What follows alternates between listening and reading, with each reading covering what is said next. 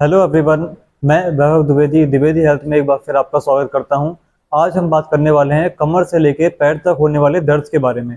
देखिए, अगर आपके कमर में दर्द हो रहा है, कमर से कूल्हे में जा रहा है, कूल्हे से होते हुए काफ मसल में यानी कि पिंडलियों में दर्द जा रहा है, आप जब चलते हैं तो आपके पैर में सुन्नी होती है, झंझनाहट होती है, आपको ऐसा लगता है कि आपके पैर में चींटियां चल रही हैं, तो आपको साइटिका स्लिप डिस्क की समस्या हो चुकी है। देखिए, साइटिका हम उस कंडीशन को बोलते हैं जहाँ पे हमारी बॉडी की सबसे लंबी नर्व, जिसे हम बोलते हैं साइटिक नर्व, अगर वो किसी कारण से कंप्रेस हो जाए तो उसमें जो ब्लड सर्कुलेशन की कमी होती है उसके कारण हमारी कमर में काफ़ी दर्द होता है। कमर से रेफर होते हुए हमारे कूल्हे में पेन जाता है, कूल्हे से होते हुए हमारी पिंडलियों तक में काफ़ी तेज दर्द होता है। साइटिका एक ऐसी बीमारी है जिसका इलाज हम दवाइयों की हेल्प से नहीं कर सकते।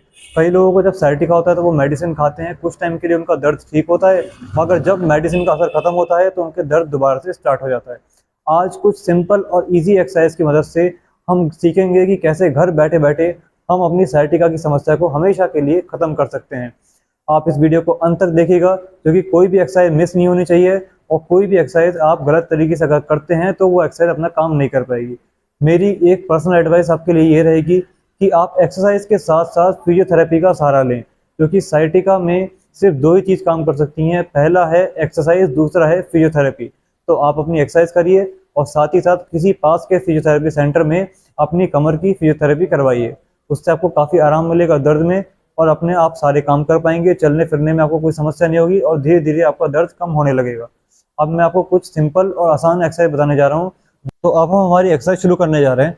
एक्सरसाइज शुरू करने से पहले आपको हमेशा इस बात का ध्यान रखना है कि आपको वार्म अप करना है। वार्म अप करने के लिए आप अपने पैरों को यानी कि अपने पंजों को कुछ इस तरह से थोड़ी देर के लिए आगे और पीछे इस तरह से कर सकते हैं। आप 1 या 2 मिनट तक इस तरह से वार्म अप कर सकते हैं। इससे क्या होगा कि आपकी जो मसल में स्टिफनेस है, जो अकड़न है, वो निकल जाएगी और आपकी मसल्स काफ़ी रिलैक्स हो जाएंगी, जिससे आप आराम से अपनी सारी एक्सरसाइज कर पाएंगे बिना किसी दर्द के और बिना किसी समस्या के। इस तरह से हमें अपने पंजों को आगे और पीछे ले जाना है। इसकी मदद से हम काफ़ी आराम से अपनी सारी एक्सरसाइज कर पाएंगे। 1 से 2 मिनट तक आपको इस तरह से वार्म अप करना है, या आप चाहें तो 1 से 2 मिनट टहल भी सकते हैं, उससे भी आपका काम हो जाएगा। अब हम शुरू करने जा रहे हैं हमारी फर्स्ट एक्सरसाइज। इसके लिए यहाँ पे मैं एक चादर ले रहा हूँ। चादर को मैंने इस तरह से फोल्ड करके अपने इस पैर में फंसा लिया है। जिस पैर में हमारे पेन है उस पैर में हमने अपनी चादर को इस तरह से फोल्ड करा और उसके बाद अपने पैर में इस तरह से हमने फंसा लिया। उसके बाद जितना हम अपने पैर को खींच सकते हैं उतना पैर खींचेंगे। अब मैंने यहाँ पे अपना पैर जब खींचा है तो मुझे काफ़ी तेज़ खिंचाव हो रहा है। अगर आपको साइटिका की दिक्कत है, आपके लेग में पेन जा रहा है कमर से होते हुए, तो आपको काफ़ी तेज़ खिंचाव महसूस होगा, मगर आपको खिंचाव से डरना नहीं है। ये होता ही है जब भी हम अपनी मसल को स्ट्रेच करते हैं, अपनी नर्व्स को स्ट्रेच करते हैं, तो उससे काफ़ी थोड़ा पेन होता है और एक खिंचाव हमें महसूस होता है। हम यहाँ अपने पैर खींच के 2 सेकंड होल्ड करेंगे। होल्ड करने के बाद अपने पैर को हम दोबारा से नीचे ले आएंगे। हमें ये एक्सरसाइज शुरुआत में 5 से 10 बार करनी है। ज़्यादा इस एक्सरसाइज को आपको नहीं करना है, क्योंकि शुरुआत में कोई भी एक्सरसाइज ज़्यादा अगर आप करेंगे तो आपको पेन बढ़ भी सकता है। इस तरह से हम 1 सेकंड के लिए अपने पैर को उठाएंगे और उसके बाद अपने पैर को नीचे ले जाएंगे। मैं अपने पैर को यहाँ तक उठा पा रहा हूँ आराम से, जहाँ पे मुझे थोड़ा बहुत खिंचाव हो रहा है, मगर मेरे बर्दाश्त में खिंचाव है, मैं इस खिंचाव को आराम से बर्दाश्त कर पा रहा हूँ।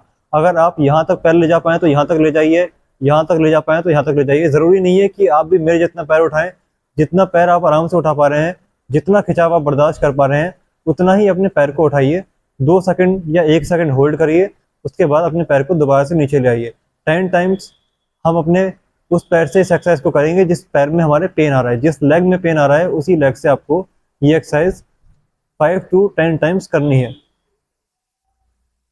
अब हम बात करेंगे हमारी नेक्स्ट एक्सरसाइज की। इसके लिए हमें बिल्कुल सीधे लेट जाना है। अपने पैर को इस तरह से घुटने के नीचे से अपनी दोनों फिंगर से होल्ड करना है और उसके बाद अपने पैर को इस तरह से उठाना है। जहाँ पे मेरा पैर इतना उठ रहा है, ज़रूरी नहीं है कि आपका पैर भी इतना उठे। आपका पैर जहाँ तक आप आराम से उठा पाएँ, जितना आप बर्दाश्त कर पाएँ, उतना ही पैर उठाइए। उसके बाद 2 सेकंड लगभग हम होल्ड करेंगे। उसके बाद अपने पैर को नीचे ले आएंगे। 2 सेकंड रेस्ट करेंगे। रेस्ट करने के बाद अगेन अपने पैर को इस तरह से उठाएंगे। 2 सेकंड मैंने यहाँ पे होल्ड करा और उसके बाद मैं अपने पैर को काफ़ी आराम से नीचे ले आया। आपको झटके से कोई भी एक्सरसाइज नहीं करनी। ये नहीं है कि पूरी ताकत से पैर ऊपर ले गए तुरंत और तुरंत ही नीचे ले आए। 2 सेकंड ऊपर रोकना है और 2 सेकंड ही आपको नीचे ला के अपने पैर को आराम देना है। इस एक्सरसाइज को आप 20 से 25 बार आराम से कर सकते हैं। जब ये एक्सरसाइज आप करेंगे तो आपको काफ़ी तेज़ खिंचाव महसूस होगा आपके थाइज में, आपके हिप में, क्योंकि इस एक्सरसाइज से भी हमारी जो साइटिक नर्व है उस पर काफ़ी स्ट्रेच पड़ता है, वो काफ़ी स्ट्रेच होती है, जिससे हमारा ब्लड सर्कुलेशन सही होता है और धीरे धीरे हमारा दर्द जो है वो कम होने लगता है। इस तरह से इस एक्सरसाइज को आप 20 से 25 बार कर सकते हैं। जैसे जैसे आपको एक्सरसाइज की आदत होने लगे, एक्सरसाइज आपको सूट करने लगे, आप अपने हिसाब से एक्सरसाइज को बढ़ा भी सकते हैं। ज़रूरी नहीं है कि आप 20 से 25 बार करें। शुरुआत में आपको 20 से 25 बार करनी है और जैसे जैसे आपको इसकी आदत सही लगने लगे आप इसको 30 से 40 बार भी कर सकते हैं। काफ़ी सिंपल और आसान एक्सरसाइज मैं आपको बता रहा हूँ, जिन्हें कोई भी इंसान आराम से कर सकता है। इस तरह से मैं यहाँ पे इस एक्सरसाइज को करूँगा। अगर एक पैर में दर्द है तो एक से करूँगा, दोनों में दर्द है तो मैं दोनों पैरों से करूँगा। अब हम बात करने वाले हैं हमारी नेक्स्ट एक्सरसाइज की। इसके लिए यहाँ पे मैं अपने दोनों घुटनों को इस तरह से मोड़ लूँगा।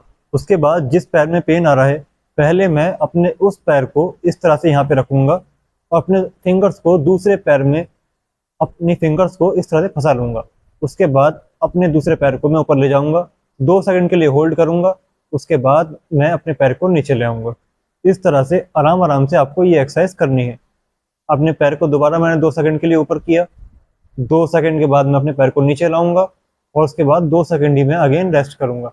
आपको ध्यान इस बात का रखना है कि दो दो के स्लॉट में आपको ये एक्सरसाइज दोनों पैरों से करनी है। ऐसा नहीं है कि सिर्फ जिस पैर में पेन आ रहा है उससे करनी है, दोनों पैरों से आपको इस तरह से एक्सरसाइज करनी है। यहाँ मैंने अपनी फिंगर्स को, आप देख लीजिए ध्यान से, इस तरह से अपने घुटने के नीचे फंसा लिया है और उसके बाद अपने पैर को मैं ऊपर लेके जाऊंगा।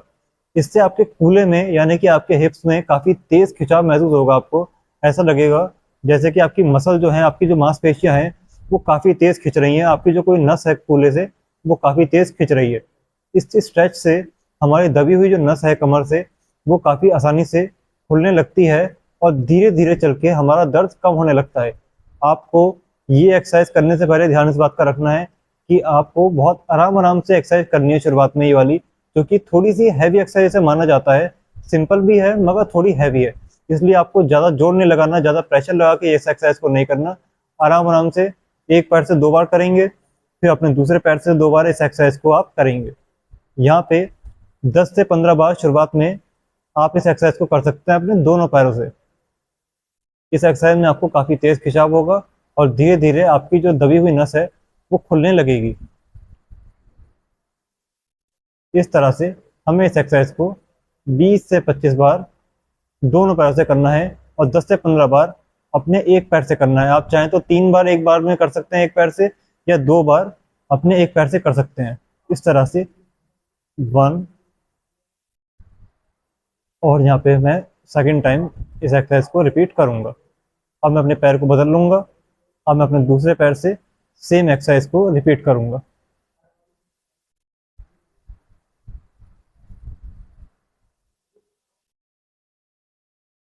अब हम बात करने वाले हैं हमारी नेक्स्ट एक्सरसाइज की। ये हमारी लास्ट और काफ़ी सिंपल एक्सरसाइज है। इसके लिए आपको एक बेड पे उल्टा होकर लेट जाना है, उसके बाद आपको इस तरह से ऊपर उठना है। अपने दोनों हाथों का सहारा लेंगे और ऊपर उठेंगे और गर्दन भी आपको ऊपर की तरफ रखनी है। उसके बाद हम नीचे आ जाएंगे, 2 सेकंड के लिए रुकेंगे और उसके बाद हम दोबारा से अपने आप को ऊपर की साइड उठाएंगे। इससे आपकी स्पाइन में एक कर्व आएगा।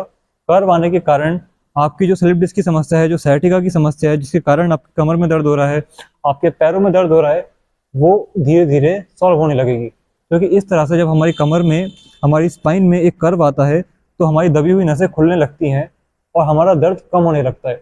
2 सेकंड के लिए यहाँ पे ऊपर रुकेंगे, 2 सेकंड के बाद नीचे आएंगे और 2 सेकंड ही हम रेस्ट करेंगे। इस एक्सरसाइज को भी आप दिन में 10 बार आराम से कर सकते हैं। ज़्यादा आपको ये एक्सरसाइज नहीं करनी और ज़्यादा प्रेशर इस एक्सरसाइज में भी नहीं लगाना, क्योंकि अगर स्पाइन ज़्यादा कर्व हो गई तो थोड़ी समस्या हो सकती है। इसलिए प्रेशर उतना लगाइए जितना आप बर्दाश्त कर सकें, जितना आपके लिए सूटेबल हो। इस तरह से हमें अपनी सारी एक्सरसाइज को करना है। ज़्यादा प्रेशर किसी भी एक्सरसाइज में नहीं लगाना। और कोई एक्सरसाइज अगर आपको समझ में नहीं आई हो तो दोबारा एक्सरसाइज को देखिए, क्योंकि गलत तरीके से अगर आपने कोई एक्सरसाइज करी तो आपका दर्द और भी बढ़ सकता है। इस तरह से हम यहाँ पे एक्सरसाइज करेंगे। आप चाहें तो एक्सरसाइज करने से पहले 5 से 10 मिनट अपनी कमर की सिकाई कर सकते हैं गर्म पानी की बोतल से। इससे आपकी कमर की स्टिफनेस निकल जाएगी और आपका ब्लड सर्कुलेशन थोड़ा सही हो जाएगा। इस तरह से हम अपनी एक्सरसाइज करेंगे।